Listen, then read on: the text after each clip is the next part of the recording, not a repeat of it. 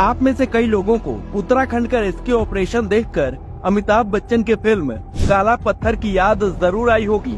वो फिल्म एक सच्ची घटना पर आधारित थी। वो घटना जिसे कांग्रेस और उनकी चरणचुंबी मीडिया ने कभी सामने नहीं आने दिया। ये घटना है दिसंबर 1975 की, जब इंदिरा गांधी ने लोकतंत्र का गला घोटकर पूरे देश में आपातकाल लगा रखा था।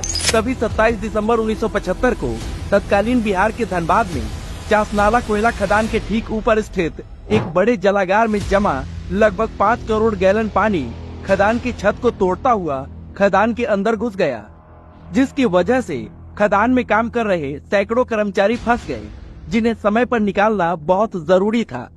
लेकिन सरकारी नाकामी का नमूना देखिए कि सरकार के पास पानी निकालने के लिए ढंग के पंप तक भी नहीं थे। उत्तराखंड टनल में फंसे कर्मवीरों जैसी उनकी किस्मत थोड़ी थी जो खुद राज्य का सीएम और सारी सरकारी मशीनरी उन्हें निकालने में जुट जाए। यहाँ तो जब ये घटना घटी तब पीएम इंदिरा गांधी कांग्रेस के अधिवेशन में भाग ले रही थी और बिहार के तत्कालीन मुख्यमंत्री डॉक्टर जगन्नाथ मिश्र, देश के खान मंत्री चंद्रदीप यादव, श्रम मंत्री के रघुनाथ रेड्डी भी सबके सब वहीं उनके सामने नंबर बनाने में लगे थे। दिन पर दिन बीतता गया। घटना के 23 दिन बाद रूस और पोलैंड से आई मशीनों के जरिए खदान से पानी निकालने का काम शुरू तो हो गया, लेकिन तब तक बहुत देर हो चुकी थी।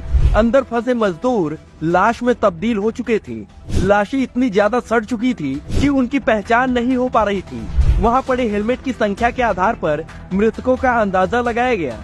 सरकारी आंकड़े के अनुसार इस हादसे में 375 मजदूरों की मौत हुई थी, लेकिन जानकारों के अनुसार ये आंकड़ा 700 से भी कहीं ज्यादा था। सबसे शर्मनाक बात ये हुई कि जीते जी तो सरकार इनको बचा नहीं सकी, मरने के बाद भी इनको इंसाफ के लिए 37 साल इंतजार करना पड़ा। 37 साल बाद 2012 में जब इनको इंसाफ मिलने की बारी आई, तब तक इस मामले के 4 आरोपियों में 2 की मौत हो गई थी और 2 बहुत ही बूढ़े हो चुके थे, जिन्हें अदालत ने 1 साल की कैद और 5000 जुर्माने की सजा दी और बाद में जमानत भी मिल गई। यहाँ तक सरकार ने इन मजदूरों के परिजनों को न ही कोई नौकरी दी और न ही किसी तरह की आर्थिक मदद की। ये कहानी आपको हम राजनीति के लिए नहीं बता रहे हैं, ये कहानी इसलिए बता रहे हैं ताकि आपको पता चले कि हादसों के समय कांग्रेस का रवैया कितना शर्मनाक होता है, ताकि आप अगली बार जब वोट देने जाएं, तब आप ऐसी सरकार को न चुने जो लोगों को हादसों के समय ऐसे ही मरने के लिए छोड़ देती हो। क्रूरता की ये कहानी यही खत्म नहीं हुई। इस हादसे के 9 साल बाद जब भोपाल गैस कांड हुआ, तब भी कांग्रेस का ऐसा ही रवैया रहा।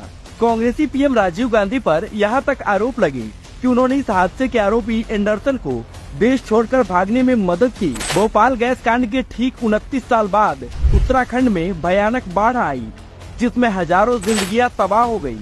तब भी कांग्रेस का रवैया शर्मनाक ही था। तब भी कांग्रेस की सरकार ने राहत सामग्री से लदे ट्रकों को रोके रखा ताकि फोटोबाजी कर सके और आने वाले चुनाव में इसके नाम पर वोट मांग सके। कुल मिलाकर जब जब देश में ऐसी घटनाएं घटती है, तब तब हमने कांग्रेस का यही क्रूर और हैवान चेहरा देखा है।